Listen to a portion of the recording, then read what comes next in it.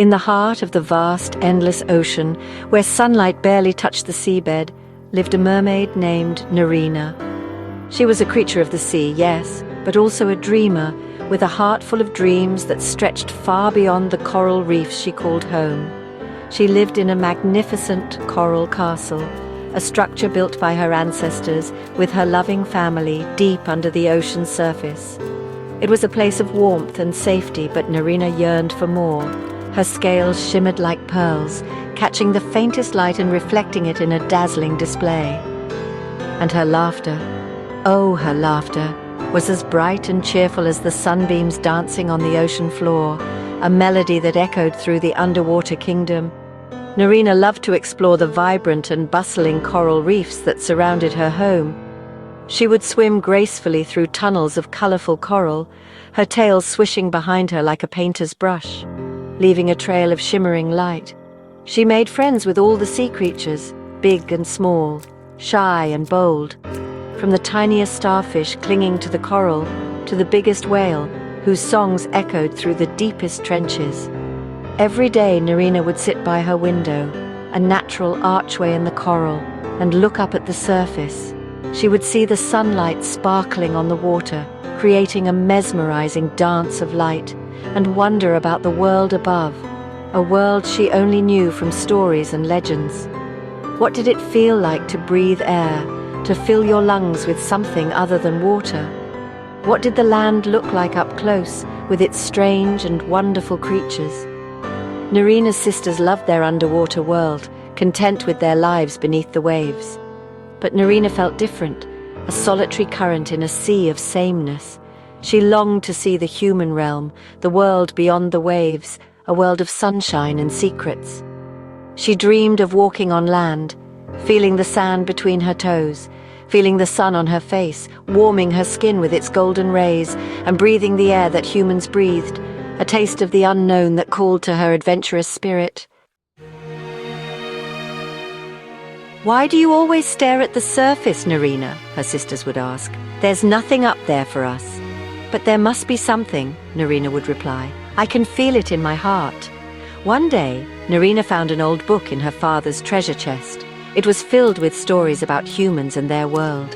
There were pictures of trees that touched the sky, mountains that kissed the clouds, and creatures that walked on land. Nerina's heart ached with longing. She wanted to see those wonders for herself. She wanted to experience the world beyond the sea. "I will find a way to see the surface," Nerina whispered to herself, closing the book with a determined look in her eyes. "I will find a way." One night, as the moon hid behind a veil of thick, dark clouds, a fierce storm raged above the ocean. The wind howled, and the sea churned with a restless energy, a symphony of nature's raw power. Waves, like monstrous hands, crashed against the shore, their foamy fingers reaching far inland. The wind howled like a hungry beast, tearing at anything that dared stand in its path. It was a night of chaos and fury. Nerina, deep in her underwater grotto, felt uneasy. The vibrations of the storm resonated even in the deepest parts of the ocean. She had never seen a storm this bad before, and a sense of foreboding washed over her. Suddenly, above the roar of the storm, she heard a faint cry for help, a desperate plea carried by the turbulent waters. She swam swiftly towards the sound, her heart pounding in her chest, and saw a small fishing boat being tossed about mercilessly by the waves, like a toy in a giant's bathtub.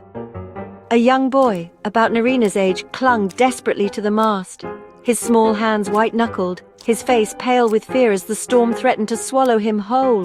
Without hesitation, driven by an instinct to protect, Nerina dived into the churning, unforgiving water. She fought against the relentless waves with all her strength, each stroke a battle against the storm's fury, and reached the boy just as the boat capsized, plunging him into the icy depths.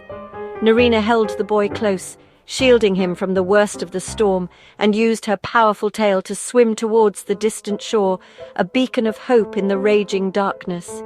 She laid him gently on the sand, exhausted but relieved, and watched as he coughed up water, his eyes fluttering open, slowly returning to the world after his brush with the storm's wrath. The boy, whose name was Elias, looked at Nerina in utter amazement. He had never seen anyone so beautiful, so ethereal. Her eyes sparkled like the ocean under the midday sun, and her hair flowed like seaweed in a gentle current.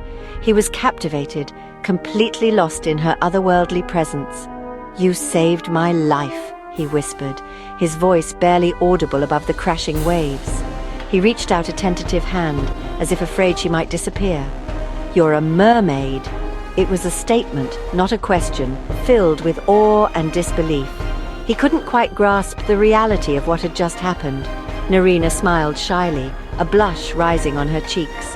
She wasn't used to such open admiration, especially from a human. But their tender moment was abruptly interrupted by a booming voice that echoed across the water. The sky darkened and the waves grew restless. It was the Sea Queen, ruler of the ocean depths, and judging by the thunderous tone, she was far from pleased. "Nerina!" the Sea Queen boomed, her voice echoing across the waves and shaking the very sand beneath their feet. "You know humans are forbidden in our world, yet you risked your life and broke the most sacred law for one." Her eyes flashed with disapproval.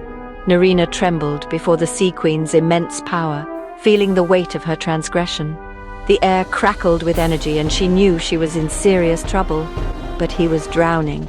"Your Majesty," she pleaded, her voice filled with desperation. "I couldn't just stand by and leave him to die. Surely even the Sea Queen could understand that."